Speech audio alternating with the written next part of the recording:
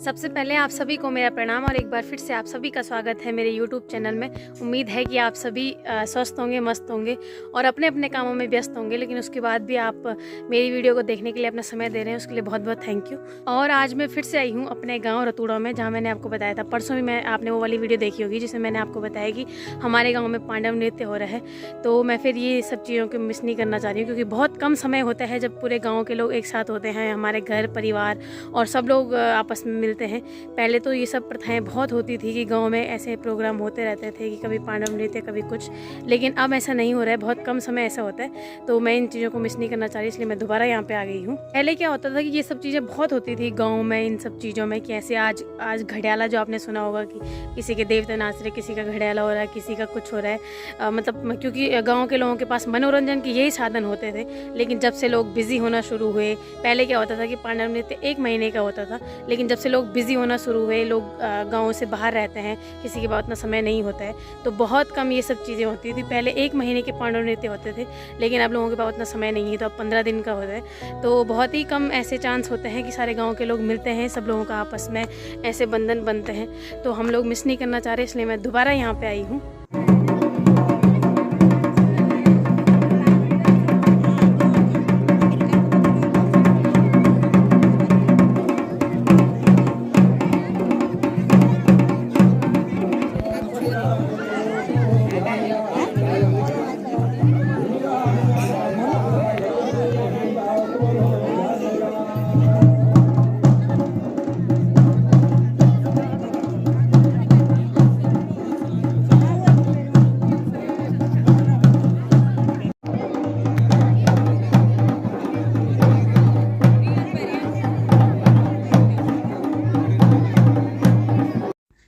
भारत सांस्कृतिक आयोजनों का देश रहा है और पांडव नृत्य जैसी अनूठी परंपराएं सदियों से चली आ रही हैं, जिसे आज भी ग्रामीणों ने संजोए रखा हुआ है। रतूड़ा गांव जैसे अन्य लोग जहां पर आजकल पांडव नृत्य हो रहे हैं, उन सभी ग्रामीणों ने इस प्रथा को संजोए रखा हुआ है। और गढ़वाल में लोक नृत्य में सबसे खास है पांडव नृत्य। यहाँ पर कदम कदम के गाँव में होने वाला पांडव नृत्य पांडवों के गढ़वाल क्षेत्र के प्रति इसी विशेष प्रेम को प्रदर्शित करता है कि किस तरह का उनका समय बीता है यहाँ पे। दरअसल पांडवों का गढ़वाल से गहरा संबंध रहा है और महाभारत का जब युद्ध हुआ था उससे पहले और युद्ध समाप्ति के बाद भी पांडवों ने गढ़वाल में एक लंबा समय बिताया था। तो उसी प्रेम भाव को लेके आज भी ग्रामीण पांडवों को याद करते हैं।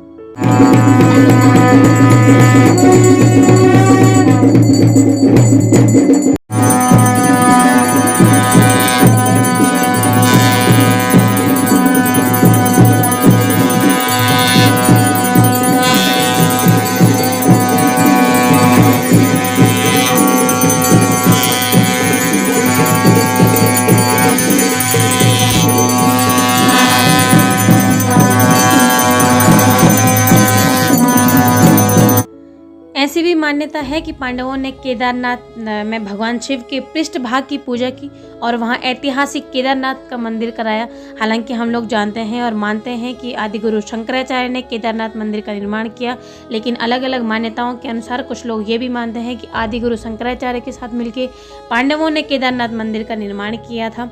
और इसी तरह उत्तराखंड के 5 जो केदार हैं, सभी मंदिरों का निर्माण भी आदि गुरु शंकराचार्य जी के साथ मिलकर पांडवों ने किया। और इसके बाद द्रौपदी समेत पांडव मोक्ष प्राप्ति के लिए बद्रीनाथ धाम होते हुए स्वर्गारोहणी के लिए निकल पड़े थे। और पांडवों के बद्री केदार भूमि के प्रति इसी अलौकिक प्रेम ने उन्हें गढ़वाल का लोक देवता बना दिया। और यहाँ कदम कदम पर हर गांव में जो आजकल हो रहा है पांडव नृत्य, पांडवों के गढ़वाल क्षेत्र के प्रति जो उनका विशेष प्रेम था उसी को बताता है और उसी का उदाहरण हमको अपने आसपास आजकल देखने को मिल रहा है।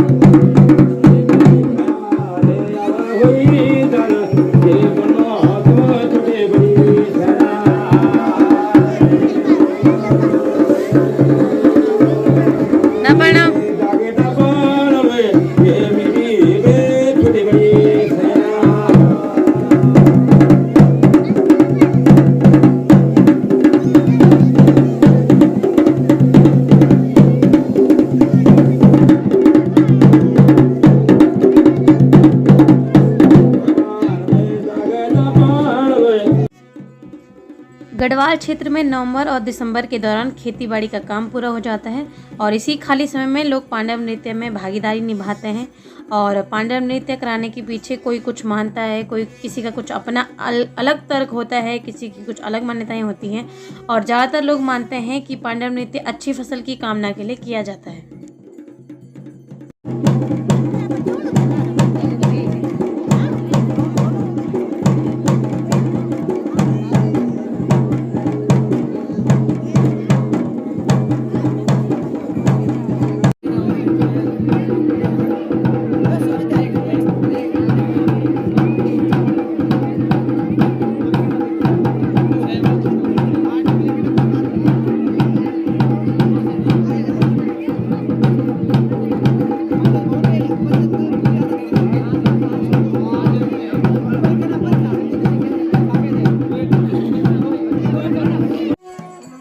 कहा जाता है कि गांव के लोगों को पांडवों ने अपने अस्त्र शस्त्र सौंपे थे और तब ग्रामीणों ने पांडव से वचन लिया था कि वे जब भी उन्हें बुलाएंगे उन्हें उनके गांव आना पड़ेगा।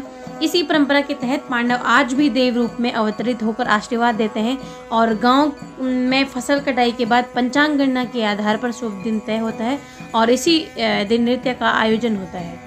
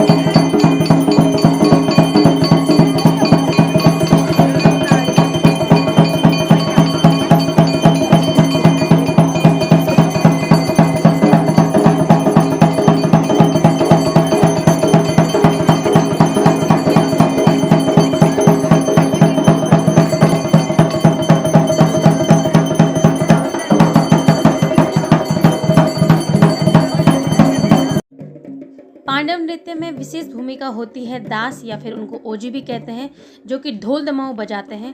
और ढोल दमाऊ जो कि उत्तराखंड के पारंपरिक वाद्य यंत्र हैं और इन वाद्य यंत्रों में एक अलौकिक शक्तियाँ निहित होती हैं कि जैसे ही ओजी या फिर दास ढोल पर विशेष धुन बजाते हैं, पांडव नृत्य में पांडवों की भूमिका निभाने वाले व्यक्तियों पर पांडव अवतरित हो जाते हैं और इन व्यक्तियों को पांडवों का पसवा कहा जाता है।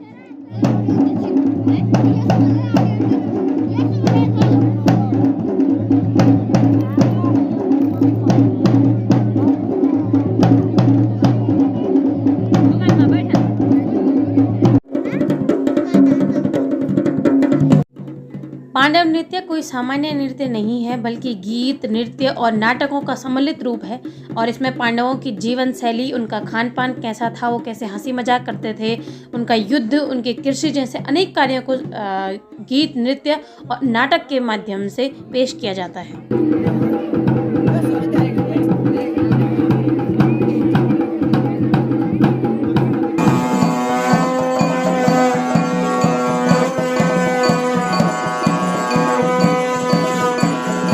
आ चुकी हूँ मैं वहाँ से वापस और यहीं पे मैंने अपनी स्कूटी खड़ी की है। मेरे अलावा यहाँ पे बहुत सारे लोगों की गाड़ियाँ खड़ी हैं। मतलब यहाँ पे रतूड़ा वाली रोड में, ये मतलब जो मेन रोड है उससे जो ऊपर की तरफ आते हैं तो ये हमारे गांव की रोड है। तो यहाँ पे 2-3 मोड़ हैं, वहाँ पे सब लोगों ने अपनी गाड़ियाँ खड़ी करी हुई है। आज ज़्यादा भी नहीं है क्योंकि आज बहुत ज़्यादा भीड़ नहीं थी, क्योंकि जो पांडव नृत्य होता है उसमें कुछ खास दिन होते हैं जिस दिन पांडव लोग नहाने जाते हैं नीचे नदी में, एक दिन बाढ़ निकलते हैं, एक दिन समापन। तो ये कुछ खास दिन होते हैं जब दूसरे गाँव के लोग भी हमारे गांव में आते हैं, तो फिर उसी दिन भीड़ होती है।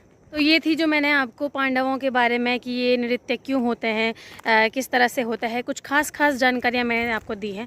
और वैसे भी जो हमारी पौराणिक चीज़ें होती हैं, जो पुरानी मान्यताओं के अनुसार हम लोग करते रहते हैं अभी तक भी, इन सब चीज़ों को केवल एक छोटी सी वीडियो में समेटे जाना संभव नहीं है। इन सब चीज़ों की बहुत सारी मान्यताएँ होती हैं, कोई कुछ मानता है, कुछ कहानियाँ होती हैं बहुत सारी। अगर अब बताने पर आ जाओ तो बहुत लंबी वीडियो चली जाएगी और इन सब चीज़ों का कोई अंत भी नहीं होता है कि इतनी इन सब चीज़ों के बारे में जानकारी होती है। ये छोटी सी वीडियो में बता पाना संभव नहीं है, लेकिन मैंने फिर भी छोटी छोटी कोशिश की है। अभी आप कोई और जानने की इच्छुक हैं तो अभी मुझे खास जो 2-3 दिन और हैं, एक समापन का और एक जिस दिन भगवान पांडव नीचे नहाने जाएंगे नदी में, उस दिन भी मैं आऊँगी, तो कुछ जानकारियाँ मैं आपको उस दिन दूँगी।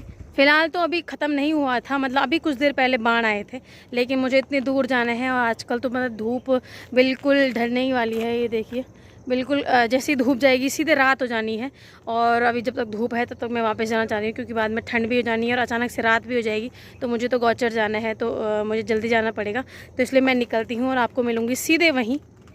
ये ऊपर रतूड़ा से कुंडासैंड का इलाका दिखता है, जो आप एरिया देख रहे हैं ये है मेरा स्कूल यानी इंटर कॉलेज। और फिर कर लेते हैं आज की व्लॉग को यहीं पे ख़त्म। बहुत जल्दी मिलेंगे आपसे एक नए व्लॉग में, तब तक आप सभी अपना ख्याल रखिए। धन्यवाद।